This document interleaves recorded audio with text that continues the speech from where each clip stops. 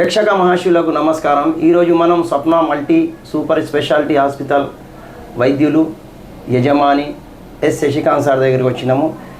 ఆసుపత్రి ఏర్పాటు చేయాలన్నటువంటి ఒక ఆలోచన మీకు ఎందుకు వచ్చింది? మరి నిర్మల్లో ఆసుపత్రి ఏర్పాటు చేసిన తర్వాత ప్రజల నుంచి ఏ తరహా స్పందన ఉంది? మరి నిర్మల్ కాకుండా ఇతర పరిసర ప్రాంతాల నుంచి కూడా పెద్ద ఎత్తున మనకు ఆసుపత్రికి పేషెంట్లు వస్తున్నారు. క్రిటికల్ కేసులను కూడా మనము సక్సెస్ఫుల్గా చేయడం జరిగిందన్న ఒక మంచి ప్రచారం, ఒక ఉద్దేశం ప్రజలలో ఉంది. దీని మీద మీ అభిప్రాయం చెప్పండి. నమస్కారం ఉస్మాన్ గారు. నేను డాక్టర్ శశికాంత్. నేను గాంధీలో ఎంబీబీఎస్ చేయడం జరిగింది. దాని తర్వాత గవర్నమెంట్ సర్వీస్లో ఇచ్చోడ నర్సాపూర్ టీ ప్రాంతంలో రూరల్ సర్వీస్ చేసి ఎంఎస్ జనరల్ సర్జరీ కామినేని హాస్పిటల్లో చేయడం జరిగింది. ఈ డాక్టర్ కావాలని కోరిక ఒకటి మొదటగా బలంగా తల్లిదండ్రుల కోరిక ప్లస్ వాళ్ళ దీవెనలు ప్లస్ నాకు కూడా డాక్టర్ అయితే ఏంటంటే కొంచెం పేద ప్రజలకు సేవ చేసే అవకాశం ఎక్కువ ఉంటుంది. కాబట్టి నిర్మల్లో ఇప్పుడు మనం పుట్టిన పెరిగిన ఊరు నిర్మల్ కాబట్టి మనము మన ఊరికి ఎంతో కొంత సేవ చేయాలనే ఉద్దేశంతో జనరల్ సర్జరీ చేసిన తర్వాత నిర్మల్లోని డాక్టర్స్ లైన్లో ఫస్ట్ ప్రాక్టీస్ స్టార్ట్ చేసినాం. మొట్టమొదటిగా మనము 2014-15 సంవత్సరంలో స్టార్ట్ చేసి కేవలం మేడం పీడియాట్రిషియన్ చిన్నపిల్లల వైద్య నిపుణురాలు నేను ఇద్దరం కలిసి స్టార్ట్ చేసి అంచెలంచెలుగా దాని తర్వాత ఫిజిషియన్ కానీ, ఆర్థోపెడిక్స్ బొక్కల డాక్టర్ కానీ, దాని తర్వాత యూరాలజీ అంటే కిడ్నీకి సంబంధించిన డాక్టరు, న్యూరో సర్జన్ అంటే మెదడు వెన్నుపూసకు సంబంధించిన డాక్టరు, గైనకాలజీ అంటే స్త్రీ సంబంధించిన డాక్టర్, వీళ్ళందరూ ఒక గ్రూప్ ఆఫ్ డాక్టర్స్ 24 అవర్స్ మన హాస్పిటల్లోనే. నిర్మల్లో కూడా సూపర్ స్పెషాలిటీ డాక్టర్స్ రావడం అనేది నిజంగా గ్రేట్. అలాంటిది మన హాస్పిటల్లో నిర్మల్ ప్రజలకు సేవ చేయడానికి, దట్టు ఆరోగ్యశ్రీలో సేవ చేయడానికి యూరాలజీ కిడ్నీ స్టోన్స్ కానీ, న్యూరో సర్జరీ అంటే మెదడుకు సంబంధించింది, వెన్నుపూసకు సంబంధించిన డాక్టర్ ఉండడం అనేది నిజంగా మన నిర్మల్ ప్రజల అదృష్టమే అనుకోవాలి నిజంగా. ఎందుకంటే ఇటువంటి కేసులు, క్లిష్టమైన కేసుల గురించి ఏదైనా యాక్సిడెంట్ అయింది, వెన్నుపూస దెబ్బ తగిలింది, బ్రెయిన్కు దెబ్బ తగిలింది, ఆపరేషన్ కొరకు వెంటిలేటర్ పెట్టుకొని నిజామాబాద్ హైదరాబాద్ పోయి ఒక మార్గ మధ్యంలో చనిపోయే అవకాశాలు చాలా ఉన్నాయి. ఇంతమంది పేషెంట్లు బాగా చనిపోయారు మధ్యలో. కానీ ఇప్పుడు అట్లా కాదు. యాక్సిడెంట్ అయిన 10-10 నిమిషాలకు మనకు ట్రీట్మెంట్ దొరుకుతుంది. అన్ని రకాల సౌకర్యాలు, వెంటిలేటర్ సౌకర్యం ఉంది. మళ్ళీ ఈ ఫస్ట్ నుంచి కార్డియాలజీ అంటే హృదయానికి సంబంధించిన సర్వీసెస్ కూడా స్టార్ట్ చేస్తున్నాము. దానికి సంబంధించిన క్యాత్ ల్యాబ్ అంతా కూడా ప్రిపేర్ అయిపోయింది. కాబట్టి పేద ప్రజలకు అందుబాటులో ఉండాలి, పేద ప్రజలకు సేవ చేయాలని ఒక ముఖ్య ఉద్దేశంతోనే ఈ హాస్పిటల్ నెలకొల్పడం జరిగింది. తల్లిదండ్రులు ఖచ్చితంగా భవిష్యత్తులో తమ కొడుకు, తమ కూతురు ఈ స్థాయికి ఎదగాలని ఆశిస్తారు. అదే మాదిరి శశికాంత్ సార్ వారి తల్లిదండ్రులు కూడా మా కొడుకు భవిష్యత్తులో డాక్టర్ కావాలి, మంచి సేవలు అందించాలన్న ఒక మంచి దృక్పథంతో సార్ వారిని అష్టకష్టాలు పడి డాక్టర్ స్థాయికి ఎదిగేలా చేయడంతో ఆయన ఈరోజు మన నిర్మల్కు ఒక మంచి వైద్య సేవనిగా కాకుండా గతంలో ఎంబీబీఎస్ తర్వాత మారుమూల గిరిజన ప్రాంతాలలో కూడా ఆయన అనేక రకాల సేవలు అందించి ఎంఎస్ చేయడం జరిగిందన్నారు. మరి మారుమూల గ్రామీణ ప్రాంతాలలో అక్కడ ఉన్నటువంటి ప్రజల స్థితిగతులు, ఆరోగ్యాలు, వాళ్ళకి వాస్తవానికి వాళ్ళకి ఏ రకమైన అసౌకర్యాలు ఉంటే వాళ్ళకు సోకే వ్యాధులను మీరు ఏ స్థాయిలో కష్టపడి నివారించడం జరిగింది? మామూలుగా నేను పనిచేసిందంతా ట్రైబల్ ఏరియా, నర్సాపూర్ ఏరియా. అక్కడ ఏంటంటే ఈ గిరిజనులకు, ఈ గోండ్స్ ఆ పాపులేషన్కి ఈ మలేరియా, ఈ వైరల్ ఫీవర్స్ ఎక్కువ వస్తుండే. ప్లస్ వాళ్ళకు రక్తహీనత కూడా బాగుంటుంది. హిమోగ్లోబిన్ 5-6 అట్లా తక్కువ ఉంటుంది అన్నట్టు. వాళ్ళందరికీ మోటివేట్ చేయడము, ర్యాపిడ్ ఫీవర్ సర్వే అంటే ఫీవర్ సర్వేసు ఈ ఎండాకాలంలో ఎక్కువ వ్యాధులు ప్రబలే అవకాశం ఉన్నప్పుడు 15 రోజులకు ఒకసారి మ్యాక్సిమం ఫీవర్ సర్వేస్ ఊరూరికి తిరిగి ప్రతి గ్రామంలో క్యాంపులు పెట్టి అవేర్నెస్ చేసి, అంటే వాళ్ళకి ఎటువంటి ఆహారం తీసుకుంటే, మంచి పోషకాహారం తీసుకుంటే రక్తం పెరుగుతుంది, వ్యక్తిగత పరిశుభ్రత ఉంచుకుంటే మనకు వ్యాధులు ప్రబలవు, ఈ డయేరియా అంటే మనం తాగే నీరు కొంచెం కాచుకొని వడగట్టుకొని తాగితే ఈ డయేరియా అనే వ్యాధుల నుంచి దూరంగా ఉండొచ్చని ప్రతి ఊరిలోకి వెళ్ళి మనము క్యాంపులు నిర్వహించి ఆ ప్రజలను ఎడ్యుకేట్ చేయడం, అంటే వాళ్ళకు అవగాహన కల్పించడం, వాళ్ళకు అర్థమయ్యే భాషలో చెప్పియడం, ఇవన్నీ చేయడం వల్ల చాలా మటుకు ప్రజలలో అవేర్నెస్ చేసినాము. వాళ్ళు కూడా చాలా ఇంతకుముందులాగా లేరు, మంచిగా మార్పు చెందినరు. వాళ్ళు కూడా ఇప్పుడు పోషకాహారం తింటారు. దానికి సంబంధించిన ఐటీడీఏ వాళ్ళు కూడా పోషకాహారం అందిస్తున్నారు. ఐటీడీఏ వాళ్ళు కూడా చాలా సహకరిస్తున్నారు. ఇప్పుడు ప్రజలలో చాలా మార్పులు వచ్చినాయి. అందరూ ఇప్పుడు నిజంగా ఆరోగ్యంగానే జీవిస్తున్నారు. పుట్టిన గడ్డకు వైద్యునిగా సేవలు అందిస్తున్నటువంటి డాక్టర్ శశికాంత్ గారు అనేక రకాల ప్రాణాంతకమైనటువంటి పరిస్థితులలో ఉన్న రోగులను కూడా హక్కున చేర్చుకొని వాళ్లకు ఒక నమ్మకం కల్పించి వాళ్లకు తిరిగి ప్రాణం పోసి అనేక రకాల చికిత్సలు అందించడం జరిగింది. అదేవిధంగా గతంలో నిర్మల్లో లేనటువంటి ఆధునాతనమైన వైద్య సేవలను తన ఆసుపత్రిలో కల్పిస్తూ అన్ని వర్గాల మన్ననాలు పొందుతున్నారు. ఇక ముందు కూడా ఈ ఆసుపత్రిలో అనేక రకాల ఈ తరహా సేవలను అందించేందుకు ఒక ప్రణాళిక రూపొందించుకొని ముందుకు వెళ్తున్నట్టున్నారు. మరి భవిష్యత్తులో ఇంకా ఏ తరహా సేవలు అందిస్తారు సార్ మీరు? ఇప్పుడైతే మనకు ఎక్కడి నుంచో ఇప్పుడు ఇంతకుముందు ఉస్మాన్ గారికి ఒక వీడియో చూపించిన, ఆదిలాబాద్ యావత్మల్ వారద వరకు వెళ్ళి అక్కడ కూడా ట్రీట్మెంట్ కాకపోతే వెన్నుపూస విరిగిన ఆమెకు బీపీ, షుగర్, హార్ట్ ప్రాబ్లం అన్నీ ఉన్నా సరే దాన్ని సక్సెస్ చేసి ఇప్పుడు ఆయన ఒక 2 పేషెంట్లు పంపాడు అట్లా.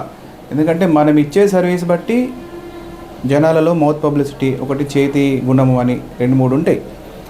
మనము మంచి సర్వీస్ ఇస్తే ఆటోమేటిక్గా పేషెంట్లు కూడా మన మీద నమ్మకంతో వస్తారు. ఇప్పుడు నిజంగా చెప్పాలంటే ఒక మెదడు ఆపరేషన్ నిర్మలో జరగడం అనేది చాలా గ్రేట్. అలాంటి మనం ఇప్పటివరకు ఒక 20-25 మెదడు ఆపరేషన్లు చేసినాం. వెన్నుపూసకు సంబంధించినవి అయితే చాలా చేసినాం, కిడ్నీకి సంబంధించినవి కూడా చాలా చేసినాం. దాంతోపాటు క్యాన్సర్ ఎన్నో క్యాన్సర్లు, థైరాయిడ్ క్యాన్సర్ కానీ, గర్భసంచి క్యాన్సర్ కానీ, అండాశయం క్యాన్సర్ కానీ, కడుపు క్యాన్సర్ కానీ, ఇవన్నీ చాలా రకాల క్యాన్సర్ ఆపరేషన్లు కూడా మన దగ్గర ఆరోగ్యశ్రీలో కూడా అవుతున్నాయి. కాబట్టి ఎన్నో పెద్ద ఆపరేషన్లు కూడా, అతి క్లిష్టమైన ఆపరేషన్లు, అరుదైన ఆపరేషన్లు మన స్వప్న హాస్పిటల్లో ఫస్ట్ నుంచి పెట్టింది పేరు. దాన్ని ఇంకా మేము భవిష్యత్తులో ఇంకా మంచి సర్వీసెస్ ఇచ్చి నిర్మల్ ప్రజలకు సేవ చేసుకుంటామని మనస్ఫూర్తిగా నేను కోరుకుంటున్నాను. సమాజానికి ఏదో చేయాలన్న ఆలోచన ఒక భర్తకు ఒక భార్యకు వస్తుంది, కానీ ఇక్కడ మాత్రం భార్యాభర్తలు ఇద్దరు 24 hours 24 గంటలు సమాజానికి, ప్రజలకు, అనారోగ్యంగా ఉన్నటువంటి రోగులకు ఏదో చేయాలన్న ఒక మంచి సంకల్పంతో 24 గంటలు నిర్మల్ జిల్లా ప్రజలకు అందుబాటులో ఉండి అనేక రకాల సేవలు అందిస్తున్నారు. వైద్యపరంగా, ఇతర సామాజిక విషయాలను ఇప్పటి వరకు మీరు అనేక ప్రాణాంతకమైనటువంటి శస్త్రచికిత్సలు చేసి వాళ్ళకు ప్రాణం పోసేది. మరి ఆ తరహా పేషెంట్లలో ఎంతమందికి మీరు పూర్తిగా ఉచితంగా, అదే మరి చాలా మేము వింటున్నాం బయట సార్ ఉచితమే చేయడం కాకుండా వాళ్లకు కనీసం రాను పోను ఖర్చులు కూడా లేని స్థితిలో ఉన్న వాళ్లకు తమ వంతుగా ఆర్థిక సహాయం అందించి వాళ్లకు వారి ఇంటికి చేరేలా కూడా చేస్తున్నారని, ఇది వాస్తవం అసలు? మన హాస్పిటల్ తరఫు నుంచి ఉచిత అంబులెన్స్ కూడా మనము నెలకొల్పడం జరిగింది. అంటే మా ప్రాపర్ బండల్ కుంటాల, ఇప్పుడు కుంటాల ప్రజల నుంచి ఏ కేసు అయినా, ఏ రాత్రి అయినా సరే, ఏ డెలివరీ కానీ, ఫిట్స్ కేసు అయినా ఏది ఉన్నా కూడా ఉచితంగా ట్రాన్స్పోర్టేషన్ అక్కడ నుంచి ఇక్కడికి. మళ్ళీ ఇక్కడ కూడా మన ఆపరేషన్ అయిన తర్వాత ఆరోగ్యశ్రీ పేషెంట్స్ కానీ వాళ్ళకి నిజంగా డబ్బు లేకపోతే మనది అంబులెన్స్ ఇచ్చి ఇంటి వరకు దింపేయడం కానీ, ఇవన్నీ మళ్ళీ మ్యాక్సిమం మన హాస్పిటల్లో బిల్స్ కూడా చాలా తక్కువ ఉంటాయి కంపారిటివ్గా.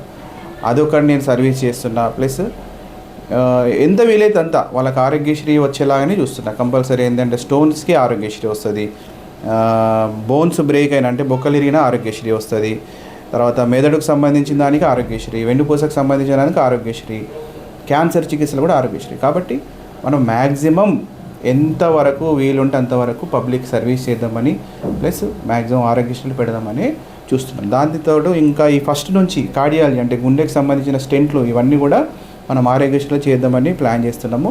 ఈ కార్డియాలజిస్ట్ రాగానే ఆ సర్వీసెస్ కూడా స్టార్ట్ చేస్తాం.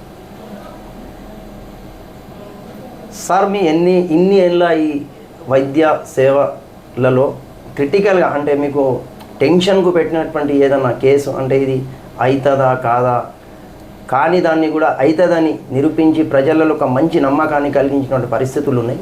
మరి ఆ తరహా కేసు ఏమన్నా మీకు అట్లా ఎదురైందా సార్?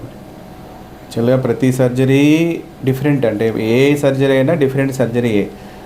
ఫస్ట్ అయితే కంపల్సరీ ప్రతి పేషెంట్కి రిస్క్ చెప్తాం.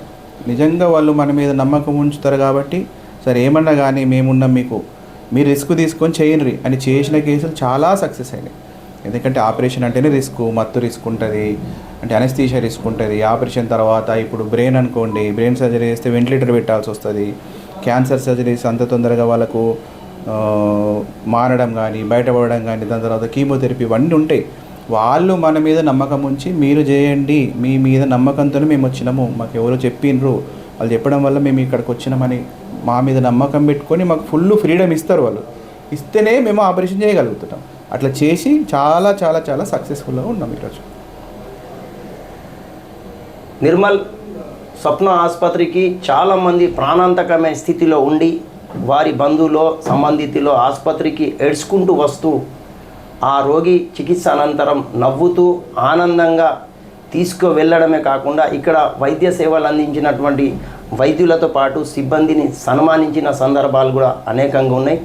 మరి సుమారు కొన్ని సంవత్సరాలుగా నిర్మల్ జిల్లా కేంద్రం కాకుండా పరిసర మహారాష్ట్ర కానీ ఇతర ప్రాంతాల నుంచి పెద్ద ఎత్తున అన్ని వర్గాల రోగులు ఇక్కడికి వచ్చి ఎంత క్రిటికల్ అయినా నమ్మకం పెట్టుకొని ఇక్కడ చికిత్స అవుతుందని ఆ నమ్మకంతో వచ్చి ఇక్కడ చికిత్సలు చేసుకుంటారు. అదే మాదిరి ఇక్కడ ప్రభుత్వపరమైనటువంటి వైద్య సేవలను కూడా అసలు ఏ ఆసుపత్రిలో లేని రీతిలో ఇక్కడ చేస్తున్నారు. కాబట్టి మనకు ఇంత విలువైనటువంటి సమయాన్ని ఇచ్చి అమూల్యమైన సందేశాలను, స్థితిగతులను, పరిస్థితులను, మరి సమాజం ఏ విధంగా ముందుకు వెళ్ళాలో, ఎట్లా వెళ్తే బాగుంటుందనే దాని మీద మనకు విలువైన సమయాన్ని ఇచ్చి ఈ ఇంటర్వ్యూకి అవకాశం ఇచ్చినటువంటి డాక్టర్ శశికాంత్ గారికి HB6 న్యూస్ తరపున నేను ప్రత్యేకంగా కృతజ్ఞత ధన్యవాదాలు తెలియజేస్తున్నాను. ఇప్పుడు మీరు సార్ నిర్మల్ ప్రజలకు అత్యధికంగా ప్రబలుతున్న వ్యాధులు ఏమిటి, ఆ వ్యాధులు రాకుండా చూసుకోవాల్సిన బాధ్యత ఆ వ్యక్తిగతంగా ఆ పేషెంట్తో పాటు ఆ పరిసరాల్లో ఉన్న ప్రజలతో పాటు పాలకులపై ఉంటుంది. కాబట్టి మీరు పాలకులకు, ప్రజలకు, రోగులకు ఇచ్చే సలహా ఏమిటి, ప్రబలే వ్యాధులు ఏమిటి, ఆ విషయం వచ్చేది ఎండాకాలం కాబట్టి కంపల్సరీ డిహైడ్రేషన్ అంటే ఎండకపోతే ఈ ఉపాధి హామీ కూలీలు కానీ ఈ మామూలుగా ఈ పనులకు పోయేటోళ్ళు కొంచెం జాగ్రత్తగా అంటే ఉదయం పూటనే మీరు పనులు పూర్తి చేసుకునేటట్టు చూసుకోండి. ఎండ వచ్చేదాకా మళ్ళీ ఎండ పోయినాక మీ పనులు చేసుకుంటే బెస్ట్. ప్లస్ ఇంకోటి ఏంటంటే మన మున్సిపల్ ఏరియాలో కూడా తాగునీరు కొంచెం శుభ్రంగా ఇస్తే వాళ్ళకి ఏంటంటే డయేరియాలు, ఈ వామిటింగ్స్, ఈ అంటారు అంటే ఈ కడుపు ఇన్ఫెక్షన్స్ వల్ల వామిటింగ్స్, మోషన్స్ అవి కాకుండా మనము తాగే నీరు శుభ్రంగా ఉంచుకోవాలి. ఒకవేళ నల్లనీరు కూడా మనము కొంచెం వేడి చేసుకొని వడగట్టుకొని తాగితే ఇటువంటి రోగాల బారిన పడకుండా ఉంటాము. చిన్నపిల్లలు మెయిన్గా ఇది సీజనల్ డిసీజెస్ వస్తాయి. ఇప్పుడు ఈ ఎండాకాలంలో వాళ్ళకి ఏంటంటే వేడికి జ్వరం వచ్చి ఫిట్స్ వచ్చుడు, ప్లస్ ఈ కల్తీ అంటే కొంచెం బయట ఆహారం తినడము, ఈ పానీపూరీలు, ఈ బయట కొంచెం ఈగలు అవన్నీ వాలేటి ఫుడ్ ఉంటుంది, అది తినడం వల్ల కూడా కొంచెం వామిటింగ్స్, మోషన్స్ అవుతాయి. కాబట్టి వ్యక్తిగత పరిశుభ్రత ఒకటి, ప్లస్ బయట ఆహారం తినకుండా ఒకవేళ మనకు స్టోర్డ్ ఫుడ్ అయినా సరే వేడి చేసుకొని తినడము, మంచి అంటే నీరు కూడా కాచి వడగట్టిన నీరు తాగడము, ప్లస్ కొంచెం ఈ ఎండాకాలంలో బయటకు ఎండకు పోకుండా డీహైడ్రేషన్ గురి కాకుండా చూసుకుంటే మ్యాక్సిమము నిజంగా ఇప్పుడు చాలా అవేర్నెస్ వచ్చింది పబ్లిక్లో. కరోనా తర్వాత చాలా అంటే కేసెస్ ఈ డయేరియా, డీసెంట్రీ ఇవన్నీ చాలా తగ్గినాయి. ఇవన్నీ పాటిస్తే అందరూ ఆరోగ్యంగా ఉంటారు.